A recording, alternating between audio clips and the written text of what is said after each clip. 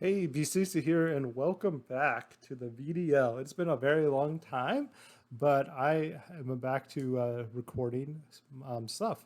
And so, with this, I'm actually doing a little bit different thing here than we normally do in the VDL. This time, VDL is doing a crew battle. And so, what that means is there are three coaches that are on the same team, and each week we will each play one of another team um, one on one, one on one, one on one. So all three of us will play an individual from the other team, and the goal is to kind of do the best overall. And the more wins that members of the team get, the more points you get, and then whoever has the highest point at the end of the season does the best. And so with that, I will actually be competing with two other coaches, and with that, we can see um, I am with two other coaches that you may or may not have seen before, but they have competed with me in the VDL multiple times. We have Solinor, coach of the former Shenandoah Sun Warriors, and Matrix, coach of the Welsh Wailords. And me, where I historically have been coach of Stinglake or Bombi. And together we are the Beasts of Victory, in which I am the Raikou in this situation. Solinor is the Entei, and Matrix is the Suicune. And so one of the big things that is a little bit different with this is that not only are we all competing together on a team, we all get our own draft. However, we are required to get one Pokemon in which we share between these. And so we had a long deliberation of this, and there are a lot of good options. And the big thing is if you get a high tier Pokemon, it takes high tier choices from our individual drafts, but it means we all have a really good Pokemon. If we do a lower tier higher Pokemon, then we have a more flexibility on each of our individual drafts, but we have a less impactful Pokemon that we share. And so we had a lot of discussion on that. And basically, I ended up just kind of giving up and letting them make a suggestions. And then I kind of picked my favorite of their suggestions. And we ended up coming down to these four Pokemon that we were debating between. It was Rillaboom, Arcanine, Hisuian, Typhlosion, and Kanto Persian. So Arcanine and Rillaboom are good examples of high tier Pokemon. They're the highest tier Pokemon we're allowed to draft as a our mascot or our shared Pokemon. And so, but they're also incredibly high, versatility, high power Pokemon that will bring almost every week. Typhlosion is a little bit on the middle tier of these options, but is incredibly impactful, but might not be as widely brought. And then Kanto Persian is at the lowest tier, which means that we have a lot of flexibility in our personal drafts. However, it's a Pokemon that is not as widely brought and won't be as widely used. And so there's definitely some strengths and downsides of those. And in the end, we decided to go with Rillaboom. So Rillaboom, I think the big reason we brought it is because one, there are not a great number of offensive grass Pokemon that exist, and Rillaboom is by far the best. It also gives us all fake out and also gives us terrain control, which is very impactful, especially if someone's trying to do terrain mechanics like expanding force and DD stuff in Armarouge, or wants to do earthquake spamming, you can nullify it, and also gives us some longevity with grassy terrain. So that's kind of the idea with that. And so with that, this was kind of the first pick on my team. And so before I even made any of my picks, this is what we picked, and all three of us have this exact same Pokemon. And so with that, I kind of needed to come up with the rest of my draft plan because I really didn't think of a draft plan until we picked our first Pokemon because I didn't really know what we were going to do. I considered some monotype teams and I was curious of that, but I decided against that because I really didn't want to do monograss because I've already done it before. And so one of the big things I wanted to do, which is one of my favorite mechanics, was I really wanted to do a perish trap strategy. And so I really want to do something like Gothitelle and Screamtail or something like that. However, because we picked Rillaboom, it's actually impossible for me to get Gothitelle and Screamtail or Gothitelle and like Azumarill, which is one of the other good perish song users. And so I kind of quickly realized I needed to either do one of these, lower tier ones or kind of just give up on the strategy as a whole. And one of the downsides of the Perish Trap, if you use Screamtail, for example, is that you have two Psychic Pokemon, so you have two Ghost weak Pokemon. And then if you do Gothitail and Wigglytuff, you have, I would say, less impactful Pokemon overall, because Wigglytuff would be the low tier and Gothitail would be the high tier, and I think overall Screamtail is the better Pokemon. And so I decided if I was going to do it, I'd probably do Screamtail and Gothorita, because Gothorita is the lowest tier, so it's a really high value. And then Screamtail is very powerful even outside of Perish Trap, because it's just very fast, has good support moves, and is incredibly bulky. However, with this, if I did do the Screamtail and Gothorita, as I said, they're both psychic Pokemon, and with that, I really needed a good Pokemon to deal with ghost types. And with that, I decided to go with Dark Urshifu. Dark Urshifu is one of the best options of dealing with ghost types, because it has Wicked Blow, which crits through anything like screens or intimidates, and has a really high attack because of Urshifu's really high base attack. It also 4 times resists dark moves, which though Screamtail isn't weak to dark, both dark is also pretty good into both of those. And so that's kind of the big idea. I considered a couple other like Wo Chien, or some of the other, kind of dark Pokemon. But I decided that Urshifu is probably the best, especially because it also pairs well with being trapped in, because if your opponent can't protect or switch out, Urshifu was really good at dealing with that. So next up, I decided to go with my fire type in Salazzle. So the big one with Salazzle is there are not many good fire Pokemon outside of the top 2 tiers. And if I am getting Screamtail and I have Rillaboom and I have Urshifu, I was not able to draft a high tier, a tier 1 or a tier 2 fire type. And so I needed a tier 3 fire type, and there's a very short line of tier 2 fire Pokemon I like, and that is why I decided to get the Salazzle early, because if I lost it, there definitely were not many options I would have been happy with. And so on top of that, I also get a second Fake Out Mon, and I get a Poison Mon, which is always pretty good to deal with some fairies. It has a 4 times resist to fairy, which pairs well against the Urshifu, which is pretty weak to fairy Pokemon. So next up, I decided to get the Gothorita. As I mentioned, I definitely thought it was a good high value pick for its tier, because it's the lowest tier. In addition, it gives me my core of having a Perish Trap mode, which I was really interested in, which is why following that, I had my Screamtail. And so, like I said, I don't think this is the best team.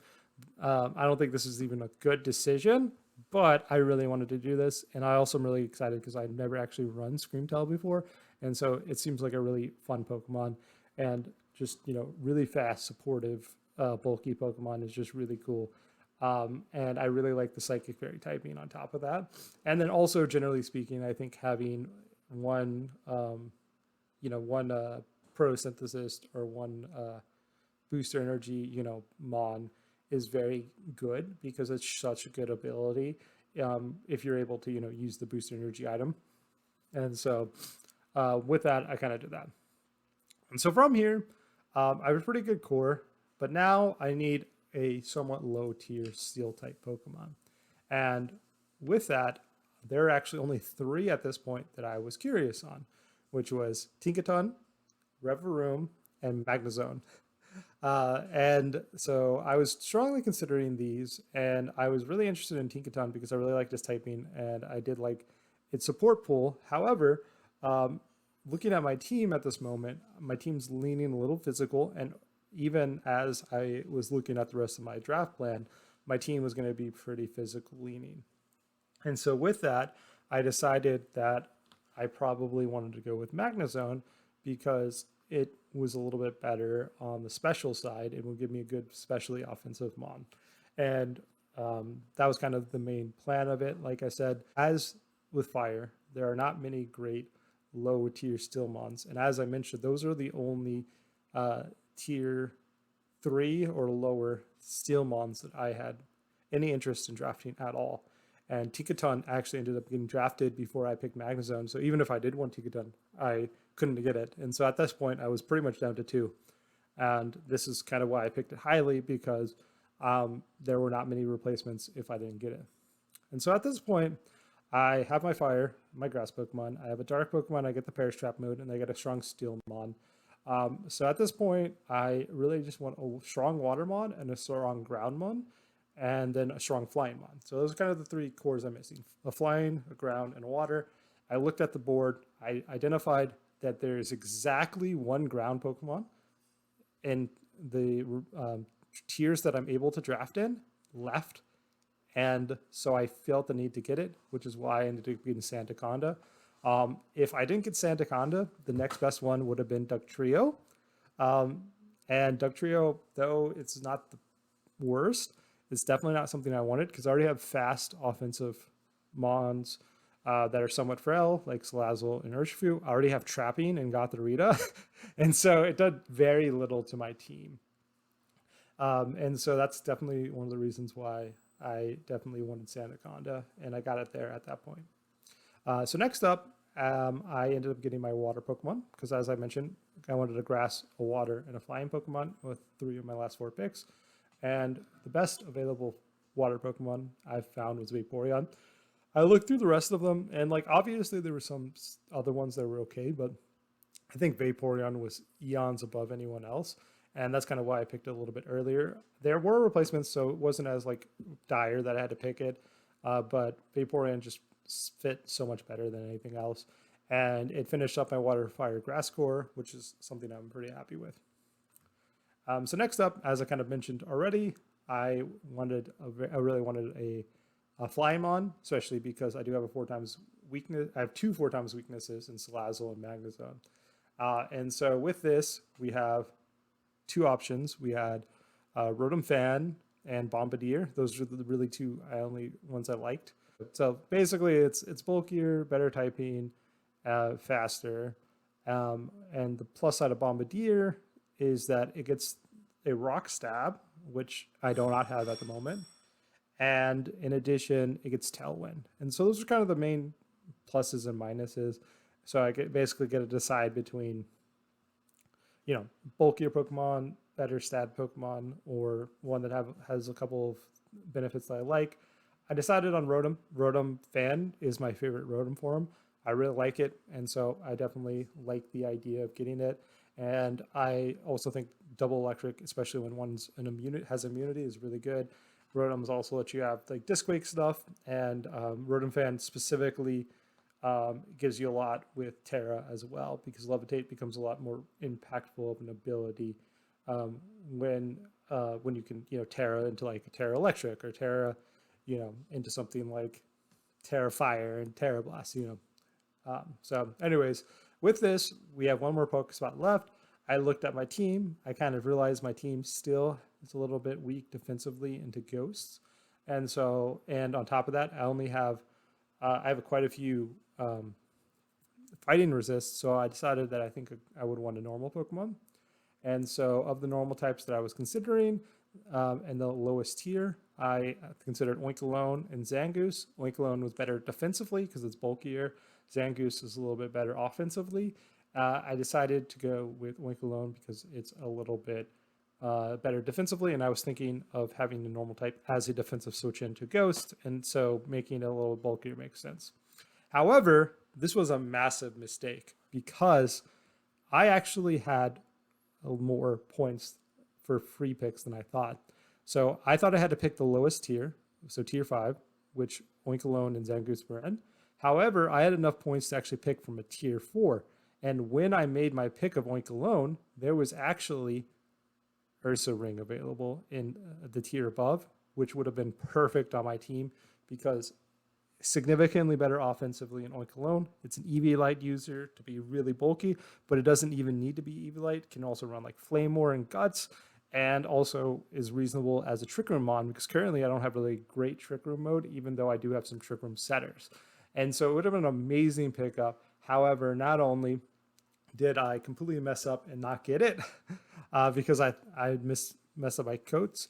I think 2 picks later, somebody picked up the Ursa Ring, and so I couldn't even pick it up in grace period.